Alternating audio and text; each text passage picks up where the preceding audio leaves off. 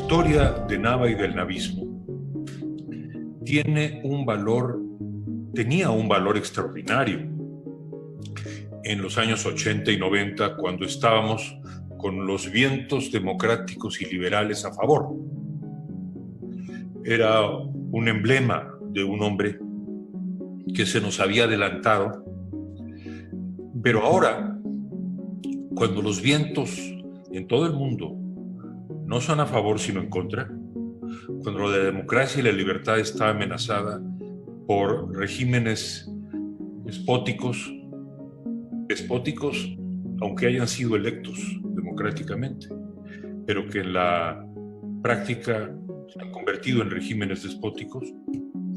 Bueno, el ejemplo de Nava es doblemente importante, porque hay que recordar el contexto en el que vivió. El partido del PRI, lo que se llamaba el sistema político mexicano, en los años 50 y 60 y aún en los 70, era tan poderoso que en el año de 76, recordemos, no hubo candidato presidencial más que José López Portillo.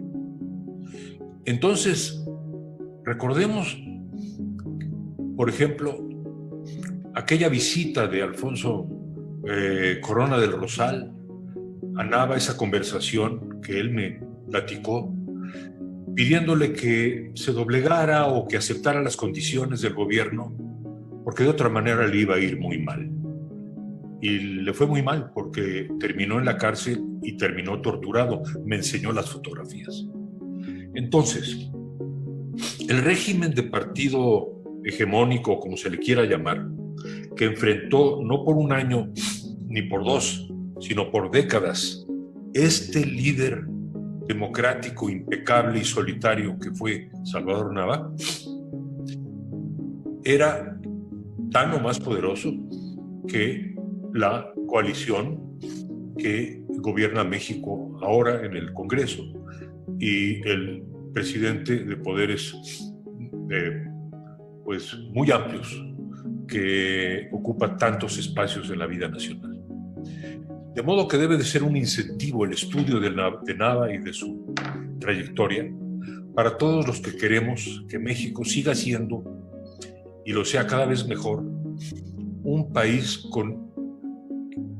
que en la realidad histórica y no solo en la letra de la ley sea una república representativa, democrática y federal.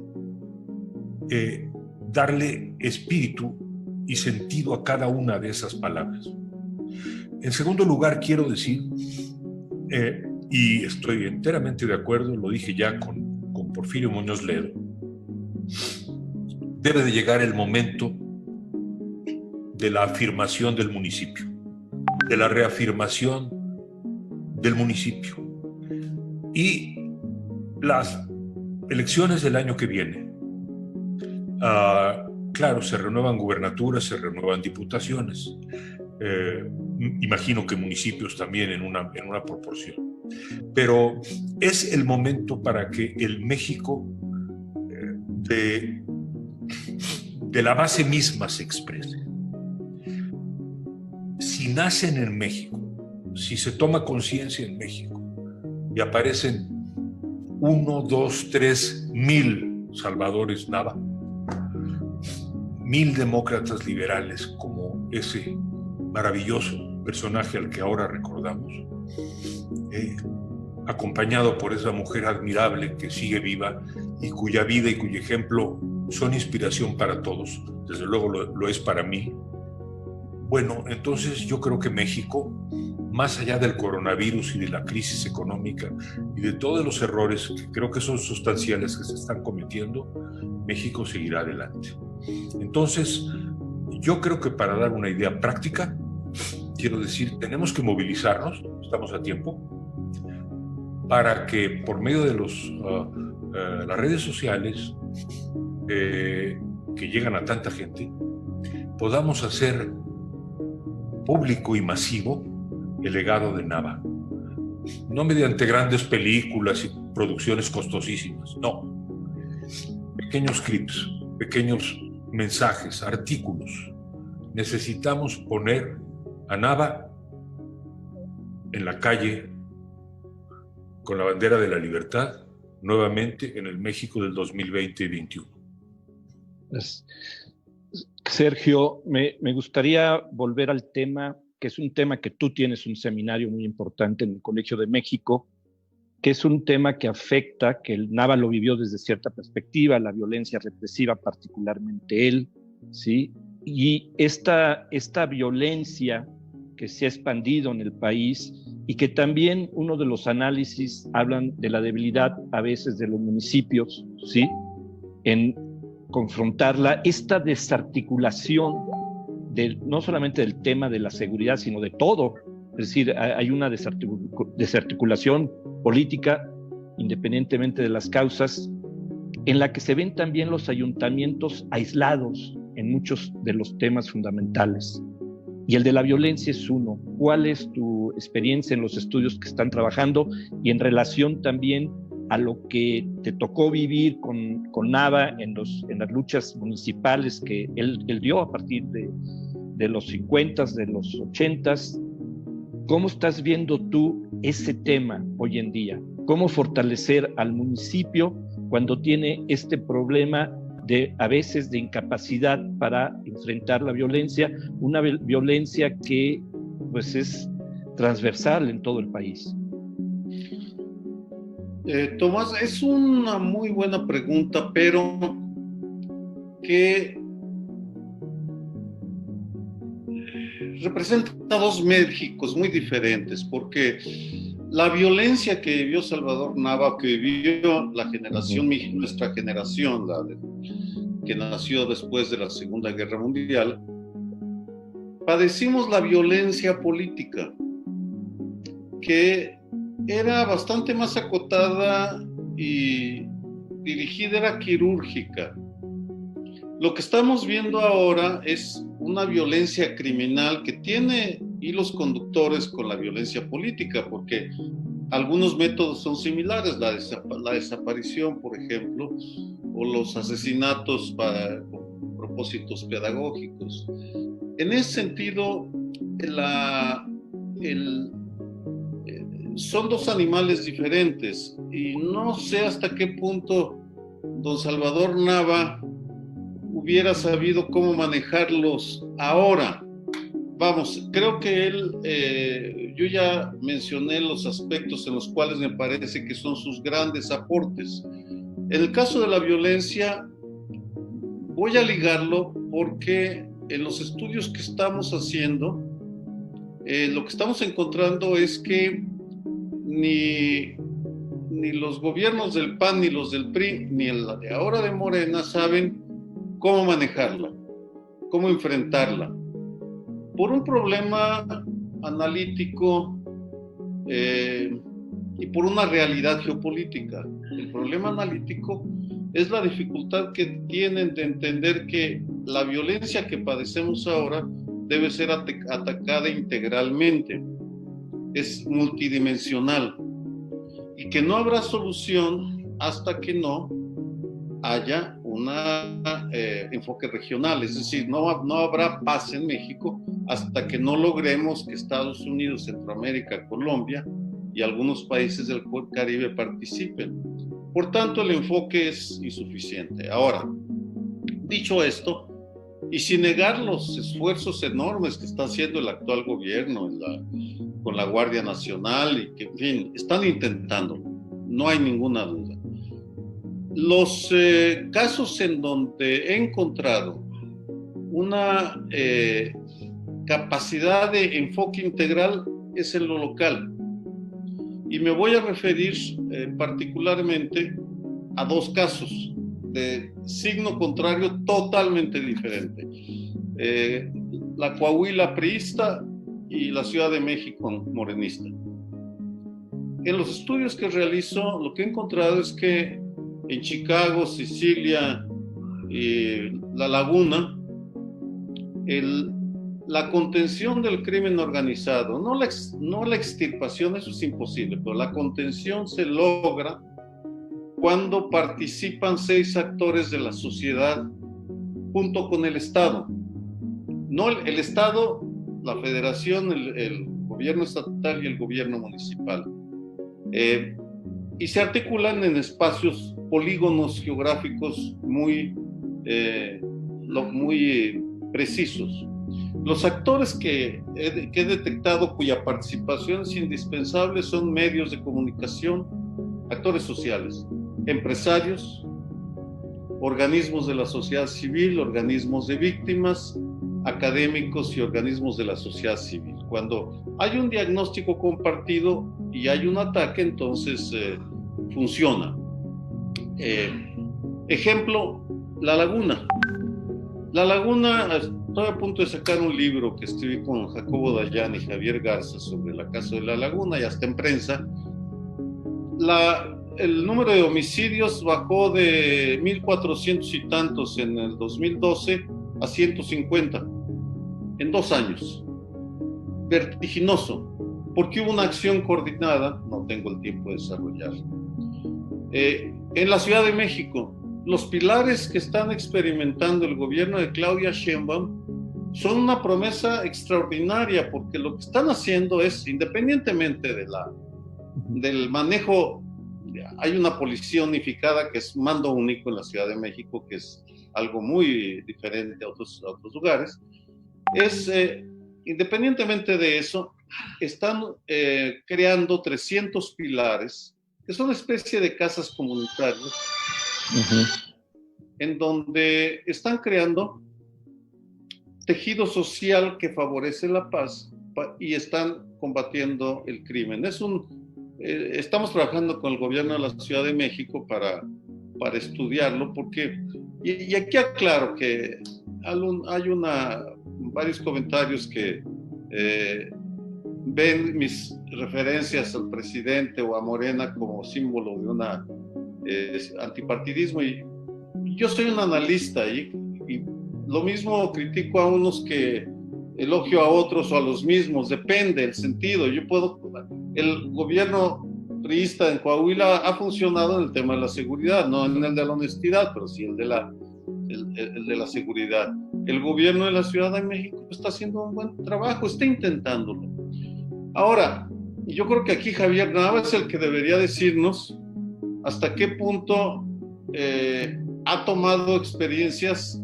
Ya para concluir, lo que yo detecto en otros municipios del país es que están perdidos, carecen de métodos.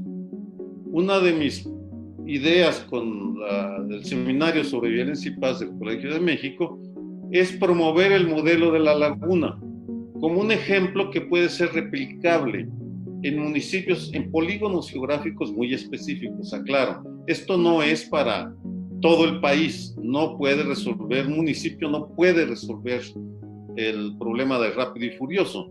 Eso corresponde al gobierno federal, y por cierto, muy acertado lo que están haciendo ahora con Rápido y Furioso. Así que pues me metiste en un tema en el cual creo que el doctor Nava habló y mucho sobre violencia política, la combatió, la enfrentó, la derrotó, porque otro ejemplo es la lucha pacífica, no hablé de ello, pero muy gandiano el doctor Nava, y en ese sentido una autocrítica como académico. Yo soy académico, yo no soy político, vamos, las veces que me metí a la política fue como en feria, porque no soy político, pero es que los académicos de la Ciudad de México debemos salir más al interior del país. A mí el trabajar en los municipios del país que están dispuestos a compartir información me ha abierto los ojos de la extraordinaria capacidad de innovación y valentía para enfrentar a los criminales. Y lo que yo quiero contribuir es con el estudio de La Laguna, de Jutepec, Morelos, de Nezahualcóyotl, que por cierto la policía de proximidad de Nezahualcóyotl es un ejemplo, o de los pilares de la Ciudad de México, de que y coincido en este tiempo de crisis en el mundo, de modelo neoliberal, de crisis sanitaria, el cambio climático, lo local es en donde debemos atrincherarnos y construir espacios de paz, de civilidad, de paz, de seguridad, de civilidad. Ahí es donde vamos a construir el futuro. Quisiera traer un tema básico que lo han tocado indistintamente. Porfirio, tú también lo mencionaste de alguna manera de paso. Creo que uno de los legados fundamentales de Nava fue la construcción de los órganos electorales independientes.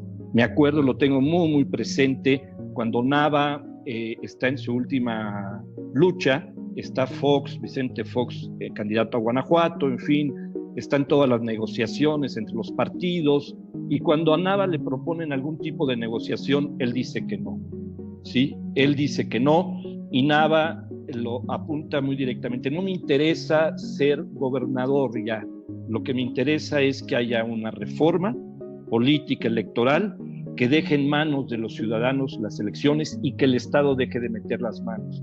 Es lo que le va a dar origen al entonces IFE y ahora INE, y me parece que Porfirio lo mencionó, y retomando una cuestión de Enrique y de la violencia también política que está ahí latente y a veces por ahí salta, pero de Enrique, en términos de nos acercamos a un proceso electoral muy importante para el país, al margen de partidismos, de posicionamientos, etcétera.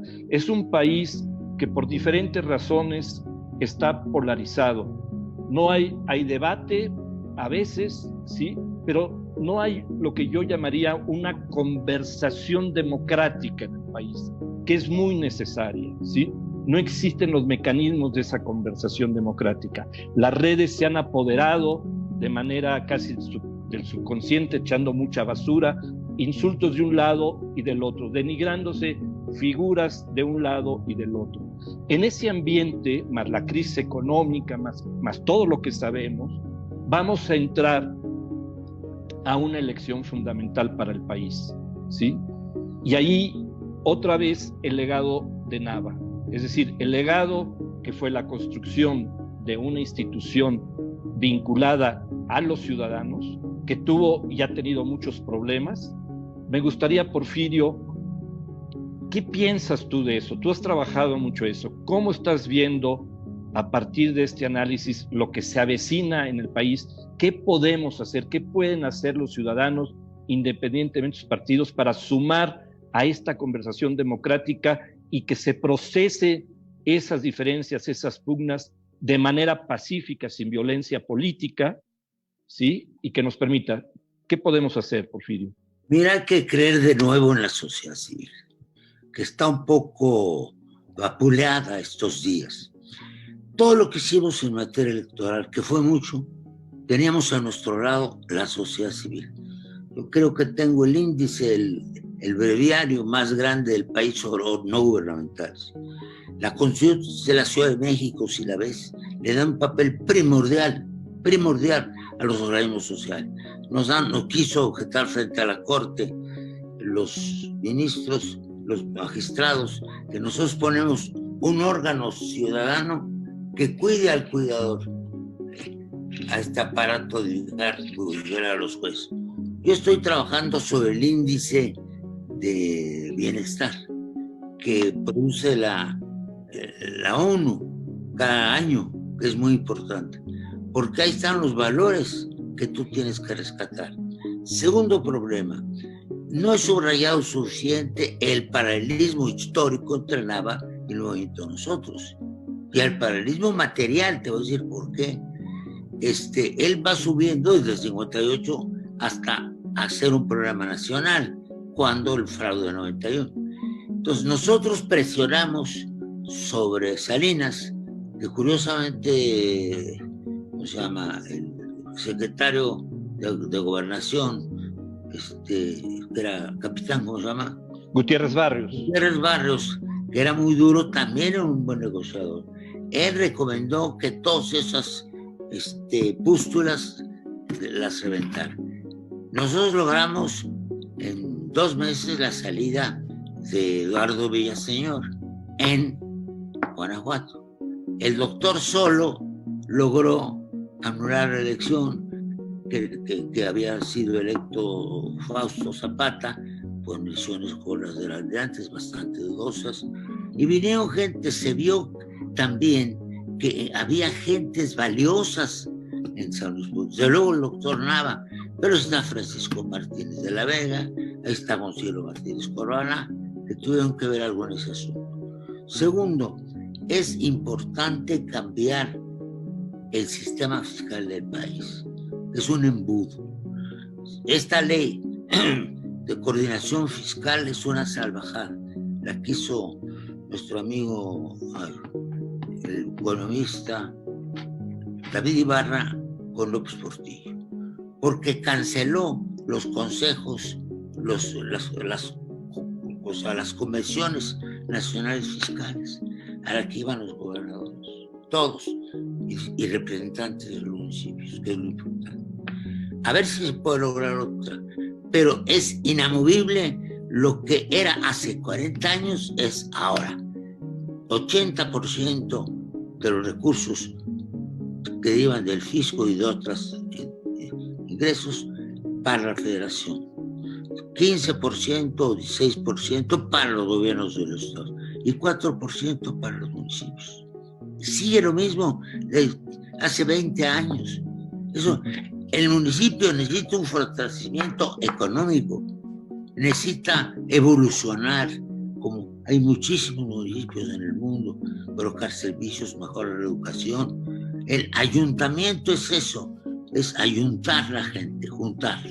Me voy a referir a lo de Sergio. Evidentemente es paralelo a lo nuestro.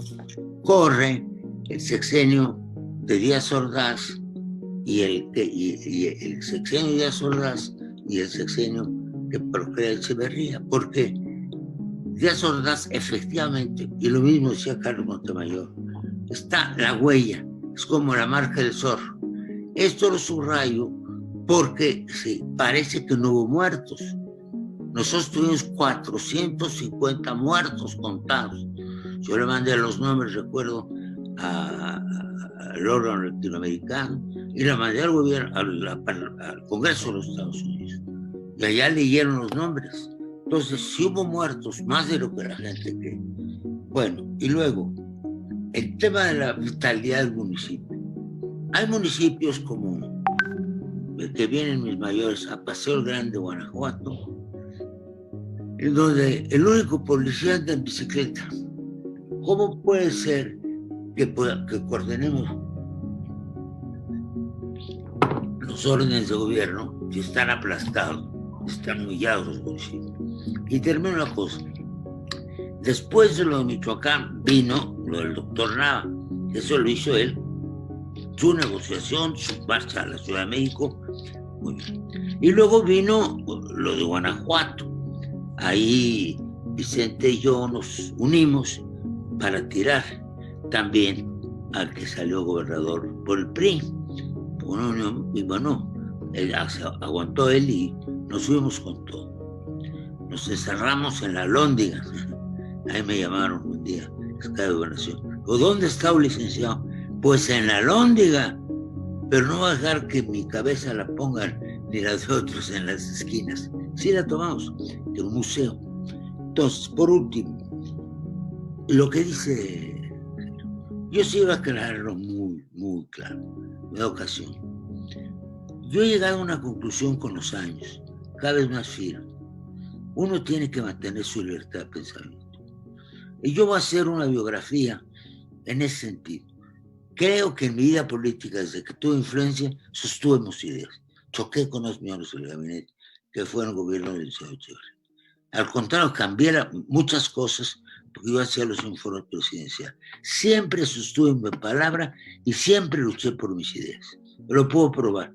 Y caramba, ahora que somos un partido mayoritario, no puede ser una borregada, porque, ¿cómo te diré? Las tómbolas no tienen ideología. Ese es el problema. Entonces uno debe mantener su absoluta independencia de criterio. Y así lo haré y lo volveré a hacer.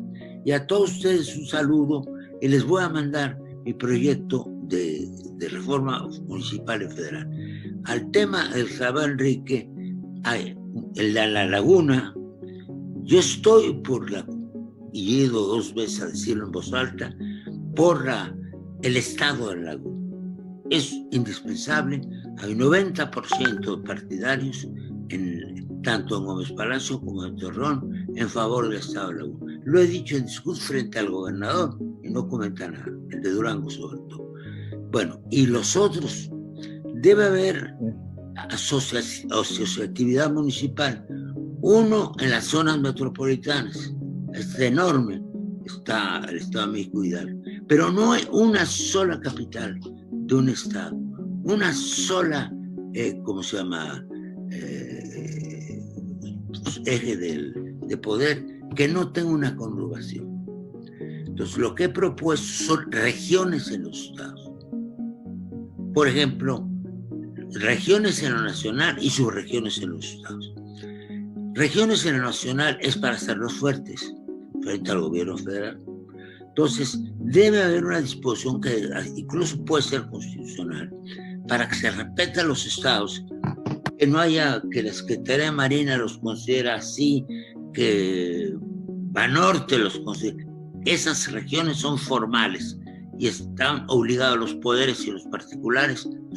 La primera, por ejemplo, las 2 para California son hoy Sinaloa. Es muy importante a propósito de energía solar. Y así vas, tienes Nayarit, Jalisco y Colima, o tienes Guerrero, Oaxaca y Michoacán.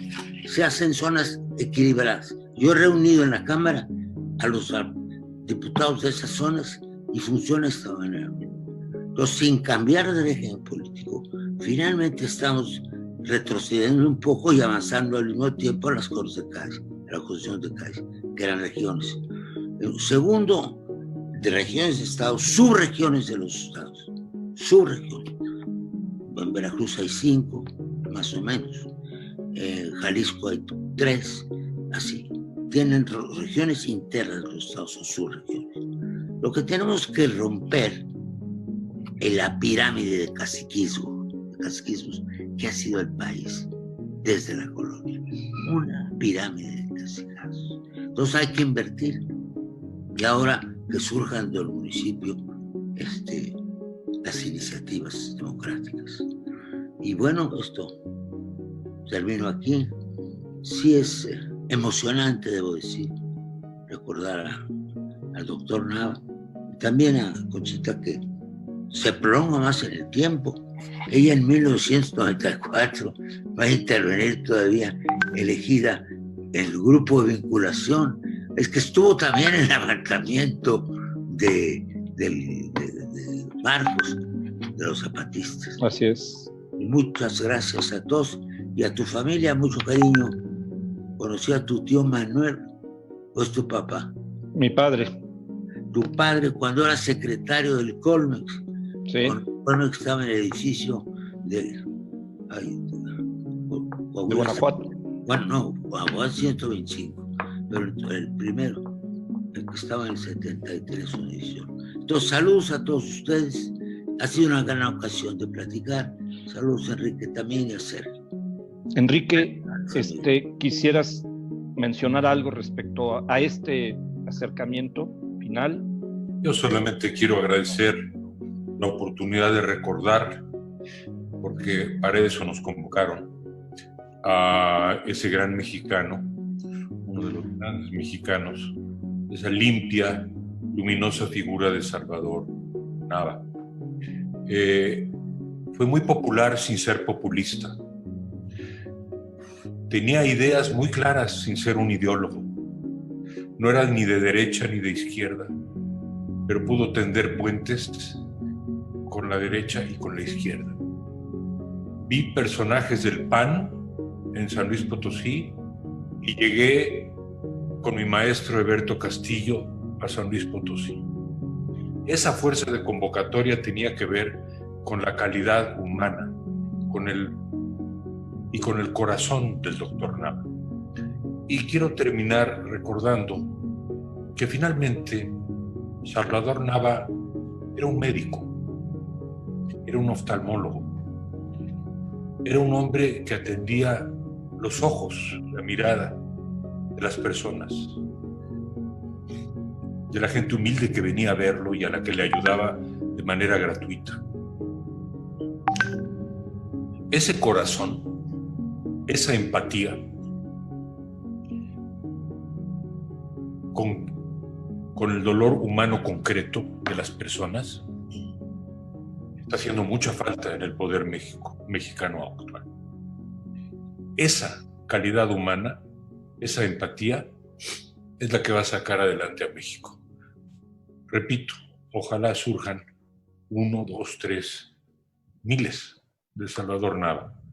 Y un abrazo a toda la gran familia Nava, a la familia potosina y muy especial a mi querida amiga doña Conchita. Permítanme, creo que antes de que se retiren y nos retiremos, hay un mensaje, Javier, me habían dicho un mensaje que les manda Conchita, ¿sí? Que tiene 102 años. Denos un segundo, ahorita lo transmitimos. Sí, a sus 102 años.